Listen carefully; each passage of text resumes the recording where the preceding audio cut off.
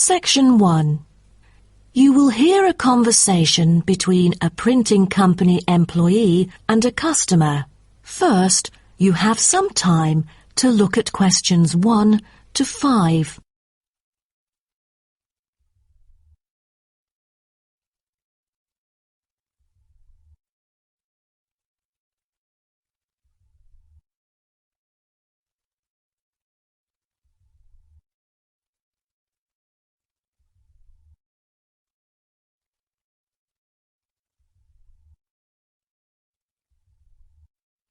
You will see that there is an example which has been done for you. On this occasion only, the conversation relating to this will be played first. Good afternoon. Welcome to Matrix Printing. I'm John Smith. How can I help you? Good afternoon. I'm here to reprint a brochure for our hotel. There are some pages that need revising. The customer says the brochure sample needs revising. So, brochure has been written in the space. Now we shall begin. You should answer the questions as you listen, because you will not hear the recording a second time. Listen carefully and answer questions 1 to 5. Good afternoon. Welcome to Matrix Printing. I'm John Smith. How can I help you? Good afternoon. I'm here to reprint a brochure for our hotel. There are some pages that need revising. Sure. How may I address you? Oh, I'm Mary Jane from Central Hotel Chains. Nice to meet you. I've got samples of the previous version. I assume it is your company's advertising brochure. Yes. What exactly is the problem? Well, it was printed the year before, so some of the information is already out of date. There are also a couple of problems with the layout. Firstly, the letters of the address on the front page are far too small. It's hard to see when glancing at the cover. How big do you need it to be? Increase the letters by 3 font sizes. Just a minute. Let me take notes of your requirements. Okay, what else needs changing? The information regarding the pool should be deleted because it is currently under renovation and is not available. So, all of the relevant descriptions on page 2 should be removed? What do we replace it with? We can't just leave the whole page blank. Just fill it in with the introduction of our newly opened gym. I've included all the relevant information here in this flash drive. Let me check. I see. No problem then. What is also bothering us is that the description under the top photos on page 4 is incorrect. The word lounge needs to be replaced with reception. Fully noted. Is that all? No, there is more. Turn to page 5. We feel that showing merely the picture of our exterior and interior decoration does not fully represent the appeal of our hotel. On second thought, we've decided to use a picture with the view of the hotel. Do you have the original copy of the picture? Yes, it is also enclosed in the flash drive. Okay, we'll re-edit the whole layout of the photos. Great. Before you hear the rest of the conversation, you have some time to look at questions 6 to 10.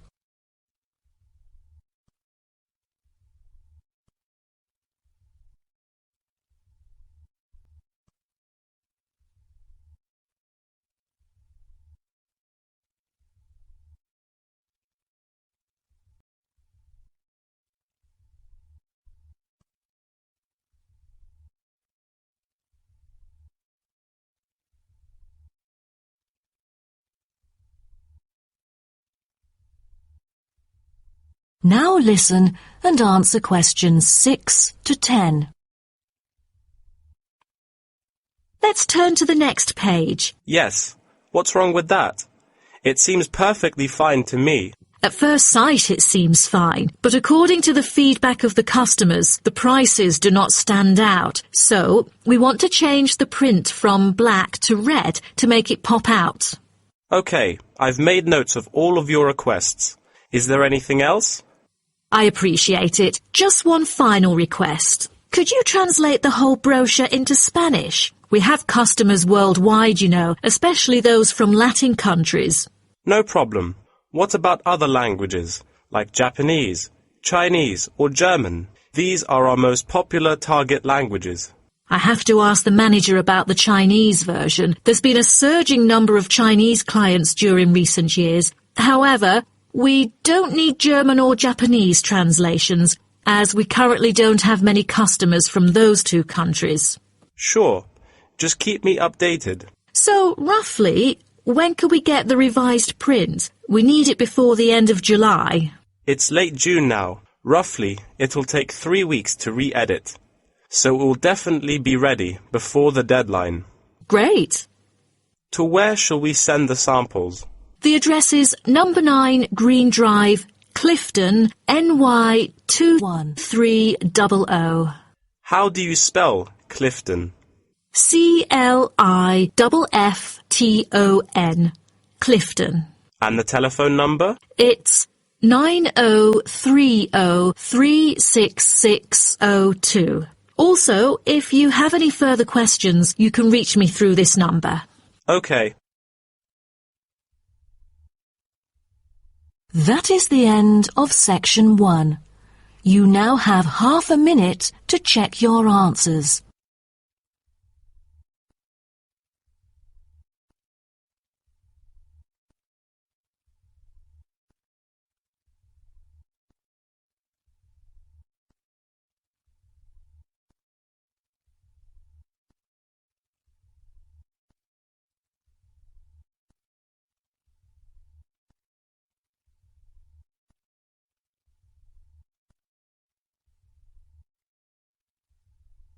Now turn to section 2.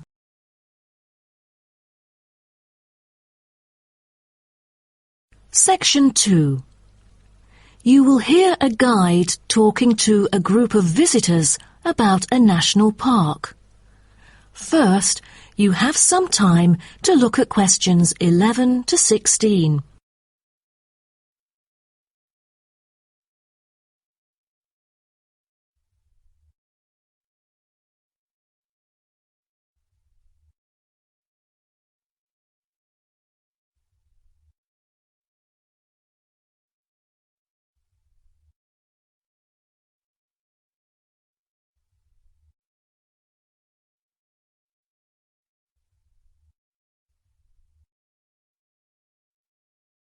Now listen carefully and answer questions 11 to 16.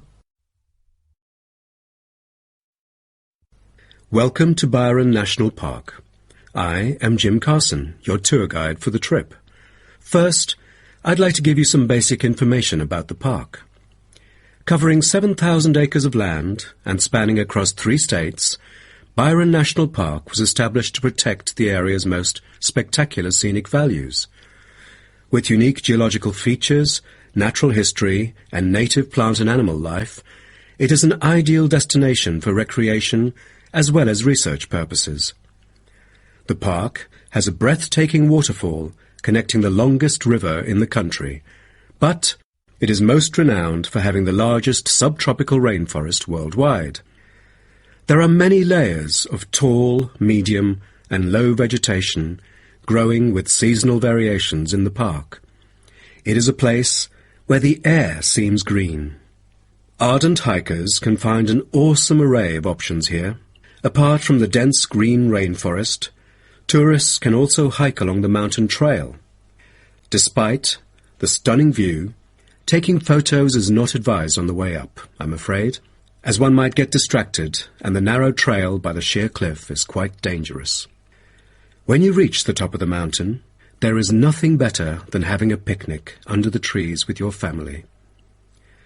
Accompanied mostly by wildlife, walkers as well as cyclists may find the bush track a good choice for having a tranquil time to themselves.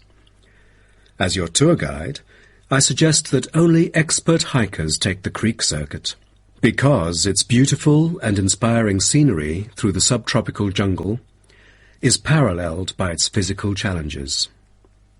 A list of transport is available within the park. Bicycles are a popular choice, as it is the most flexible way to get around. Electric trams are temporarily closed for maintenance. Boat trips down the river are an ideal way to spend a tranquil afternoon. Rest assured that transport within the park is covered in the bill. Extreme sports is another highlight of the park. There are, for adventurous grown-ups, especially those who are comfortable with having a racing heart, scary as it may sound, it is actually safe to participate in extreme sports under strict instructions and close supervision. Abseiling is available regardless of the weather.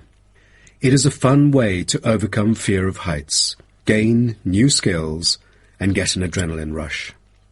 Bungee jumping and paragliding are also available, except for during the summer.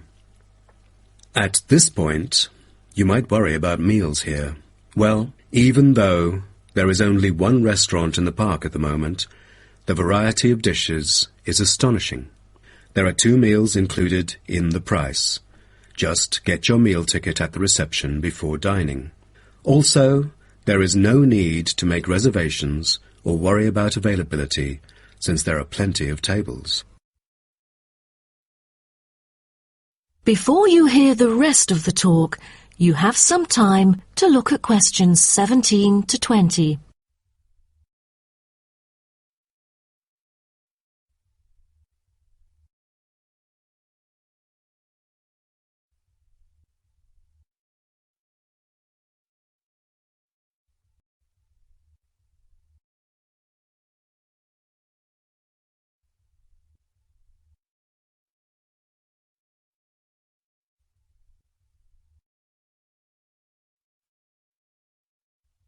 Now listen and answer questions 17 to 20.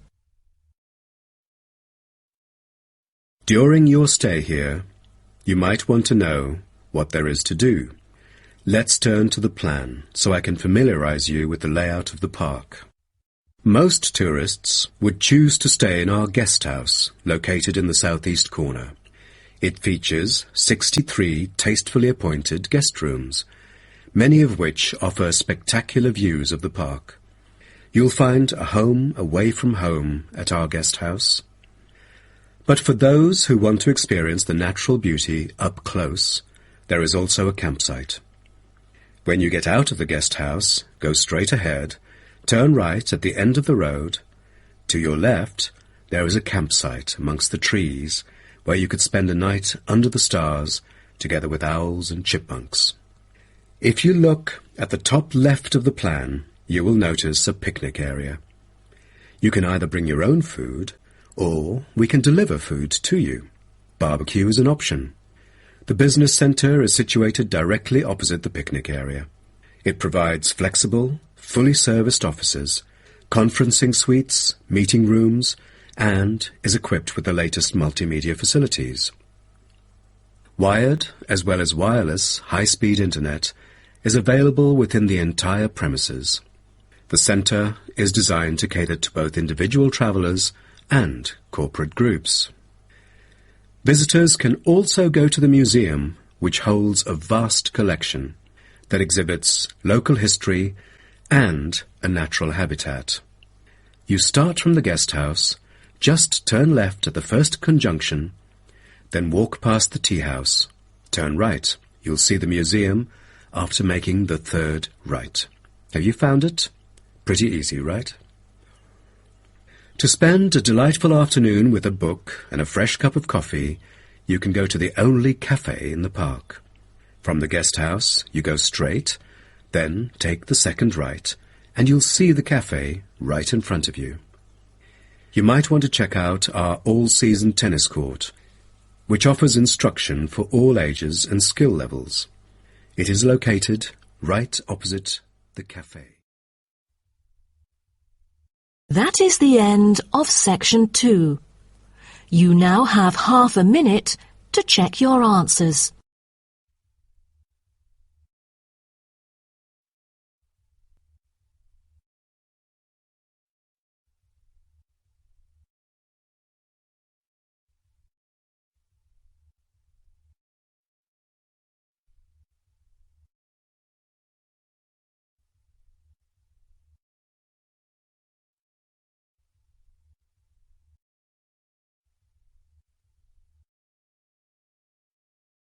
Now turn to section 3.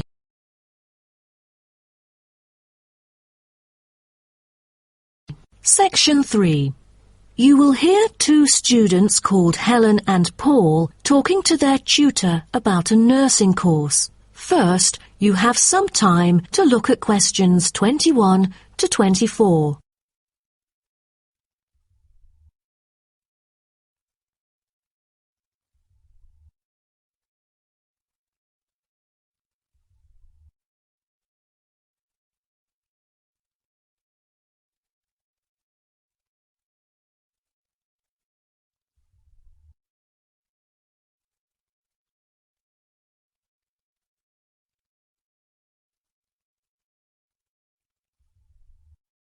Now, listen carefully and answer questions 21 to 24.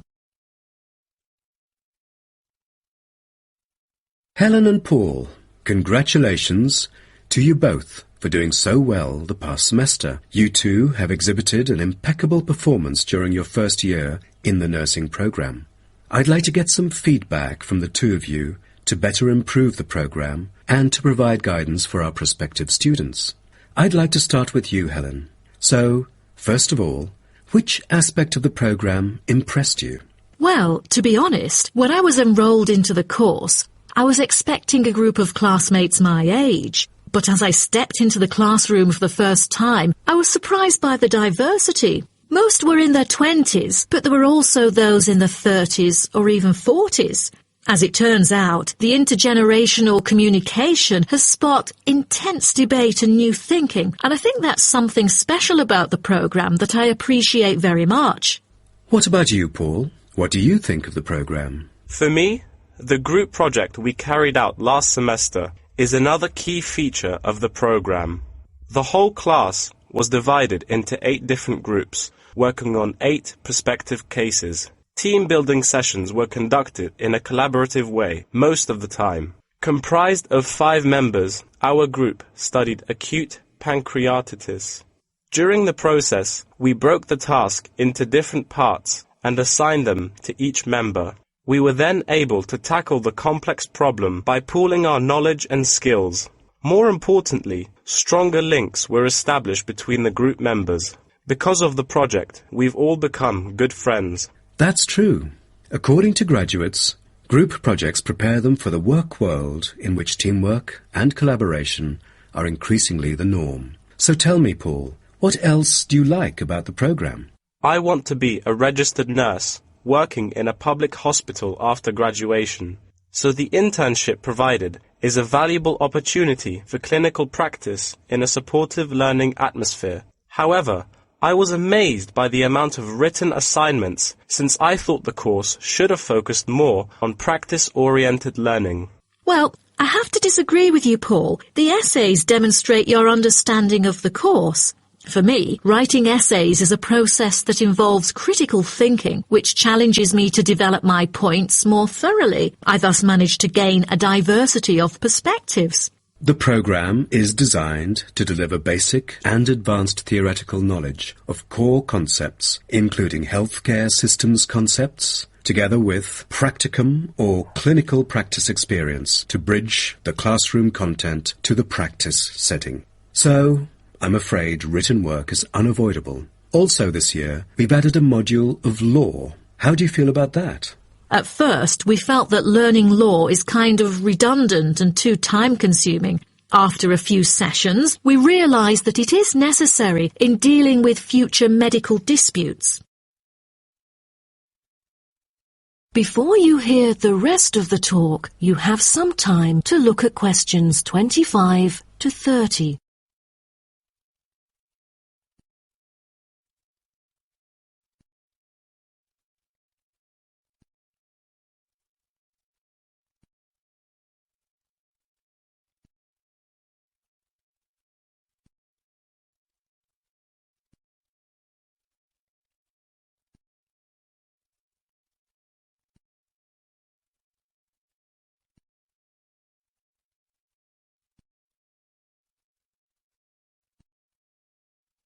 Now, listen and answer questions 25 to 30. Do you have any suggestions for prospective students?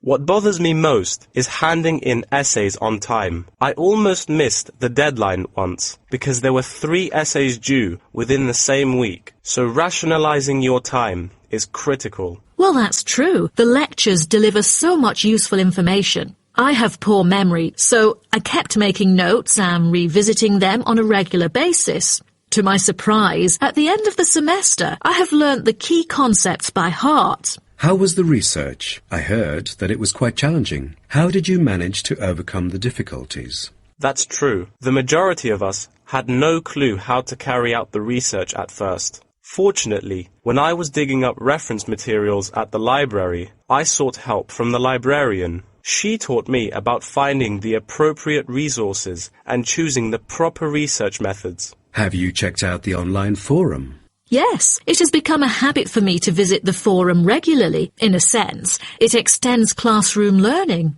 It is where the students post academic problems that they come across and get support from the faculty members. Some of my classmates didn't do so well during the placement tests. I feel that background reading is necessary.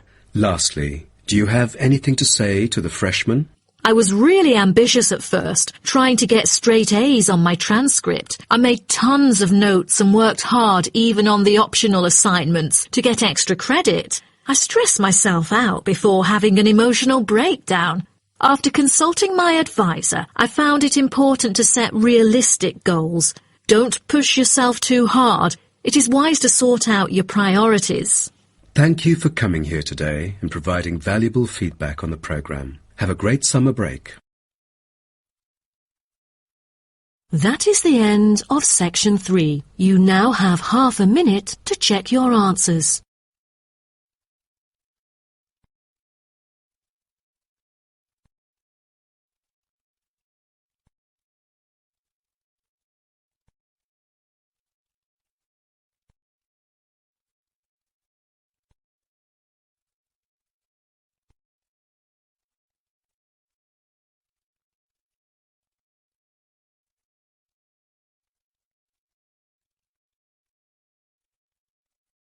Now turn to section 4.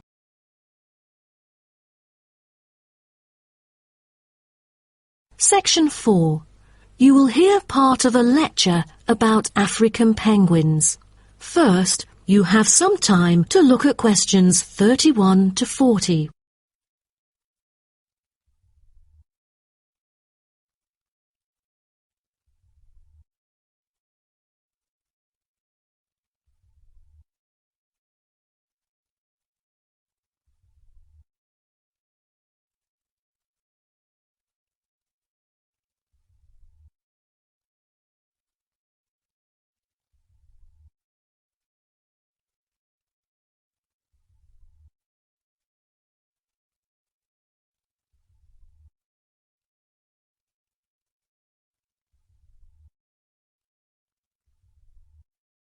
Now, listen carefully and answer questions 31 to 40.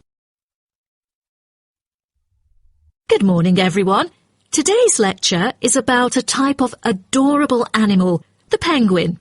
When you think of penguins, you may picture them surrounded by snow and ice. But not all penguins live where it's cold. African penguins live in the southern tip of Africa. They are usually found within 40 kilometres of the shore and on a number of its surrounding islands. African penguins are also known as jackass penguins because they make donkey-like braying sounds to communicate. African penguins can keep their body temperature at a stable level, but their land habitat can get quite warm, so there are a number of ways for them to stay cool. They limit their daylight movements on breeding sites on land to early mornings and early evenings to avoid too much sun. The pink glands above their eyes can help them cope with the temperate climates. Like other penguins, African penguins spend most of the day feeding in the ocean, which also helps keep them cool. Being a type of small to medium-sized penguin species, African penguins average about 60 centimetres tall and weigh up to 3.6 kilograms. They have a black stripe and a pattern of unique black spots on their chest. Males are larger than females and have larger beaks. Even though they are categorized as birds, African penguins aren't able to fly because of their heavy bones. Their wings are more like flippers that make them particularly suited for life in the water. When they're on land, their flippers and their tails help them keep their balance and walk upright. African penguins begin to breed at the average age of 4. When a male and female pair up, they tend to breed together for the rest of their lives. Most other penguins nest and lay their eggs out in the open, but African penguins have a different approach. They dig holes under bushes out of their own excrement, called guano, so they are sheltered from the sun and predators.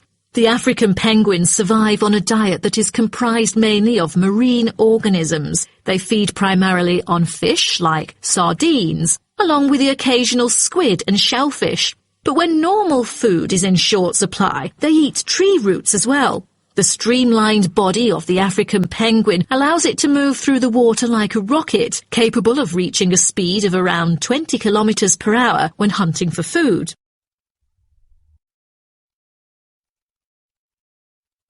The African penguin's smaller size means that it has many predators both in the water and also on dry land. Their natural predators at sea include seals and sharks. The biggest threat to them on land is not just towards the adult penguins. The penguin chicks are sometimes taken by seagulls into the air and dropped from above. The seagulls could thus feed on them.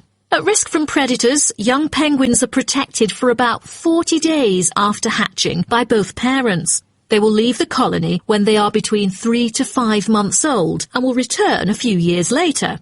The entire surface of their body is densely covered with feathers, which fall off during the winter. This process is called molting and takes about 3 weeks to complete. During that time, they are unable to forage. Therefore, prior to this, African penguins spend about 5 weeks laying down fat deposits. They generally live between 10 to 15 years. However, many do not reach their full lifespan. Their population has drastically declined. Approximately 120,000 African penguins remain in the wild, and their population has decreased by 90% in the past 60 years. They are considered to be vulnerable and have been listed as being endangered. 2 major factors have contributed to their decline. They are struggling for nesting space due to human disruption and competing for food due to overfishing and pollution. With the limited number of breeding pairs, survivorship becomes difficult for African penguins. This makes them especially vulnerable as environmental conditions change or an outbreak of a disease occurs. For instance, avian malaria has caused 27% of the captive breeding penguins' deaths annually. The more genetic diversity there is within a species, the higher the likelihood that at least some of the individuals will adapt and survive. That is the end of section 4. You now have half a minute to check your answers.